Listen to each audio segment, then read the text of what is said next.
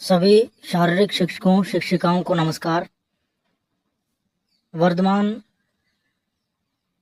Mahavir open university द्वारा एक notification जारी किया गया है जिसमें बीपीएड और एमपीएड के लिए आवेदन मांगे गए हैं।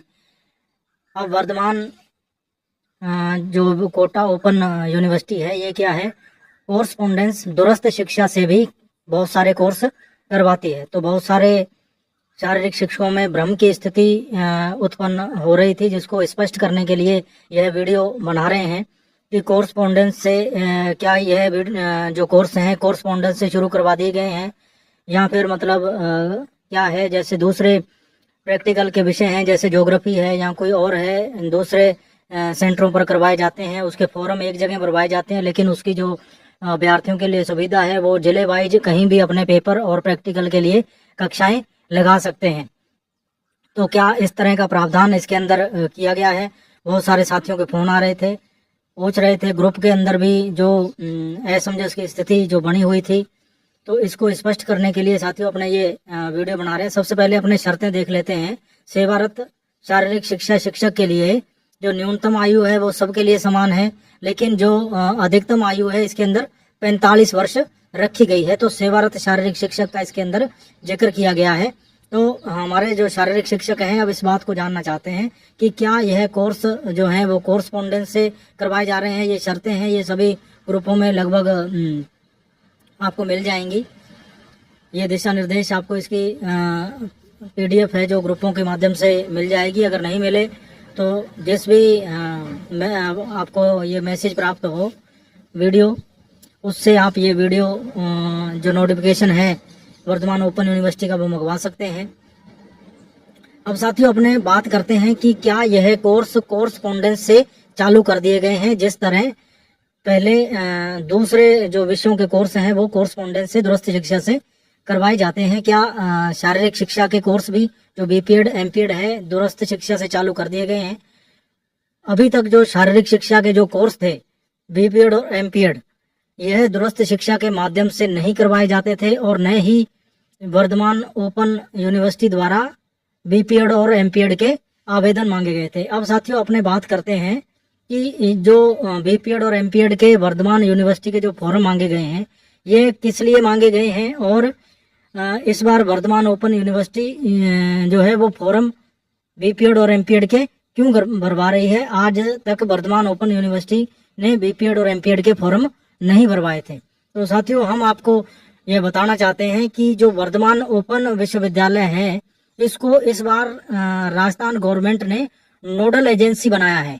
जो सामान्य प्रक्रिया है वो हमेशा की तरह जो बीपीएड और एमपीएड के जो फॉर्म भरे जाते हैं उसके लिए वर्धमान ओपन यूनिवर्सिटी को नोडल एजेंसी बनाया गया है। साथियों में भ्रम यह था कि पहले यह मई या जून के अंदर ही फॉर्म भरने हैं जो शुरू हो जाते थे, इस बार देरी से भरने शुरू हुए हैं।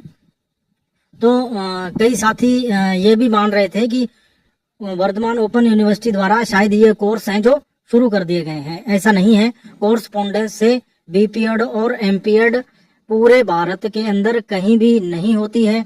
एनसीईआरटी की जो गाइडलाइन है उसके अनुसार ये रेगुलर कोर्स हैं। हालांकि शारीरिक शिक्षक के माध्यम से, शारीरिक शिक्षक संघों के माध्यम से यह आवाज लगातार उठती रही है कि जो बीपीएड और एमपीएड के कोर्स हैं वो कोर्सपोंडेंस थे दूरस्थ शिक्षा से चालू किए जाएं, ताकि जो शारीरिक शिक्षक एमपीएड करने से या स्नातकोत्तर करने से वंचित रह गए हैं वो अपने जो उच्च शिक्षा प्राप्त कर सके।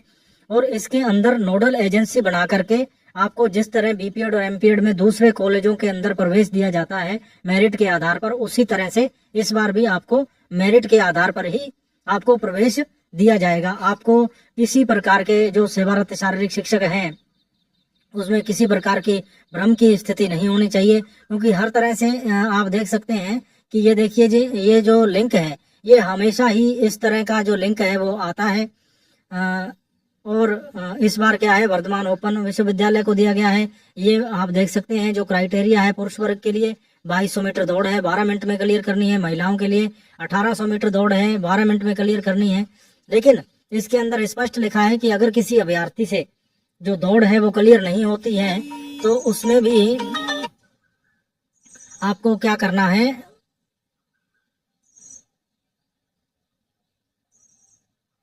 आपको उसके अंदर 40% जो स्नातक के अंदर अंक चाहिए, इसके अंदर ये देखिए आपको अतिरिक्त अंक जो दिए जाएंगे, सीपीएड या डीपीएड आपने कर रखी है या किसी गेम में 1 वर्षीय कोचिंग डिप्लोमा कर रखा है जैसे एनआईएस वगैरह है, तो उसके भी आपको अंक दिए जाएंगे। कुछ इसके अंदर नए प्रावधान जोड़े गए हैं जिसके अंदर की साथियों को ये भ्रम हो रहा है कि शायद कोर्सपोंडेंस से ये जो कोर्स हैं वो शुरू कर दिए गए हैं, तो ऐसा नहीं है। प्रमाण पत्र के हमेशा की तरह जो 35 अंक अधिकतम दिए जाते थे वो लगभग सभी शारीरिक शिक्षकों को पता ही है।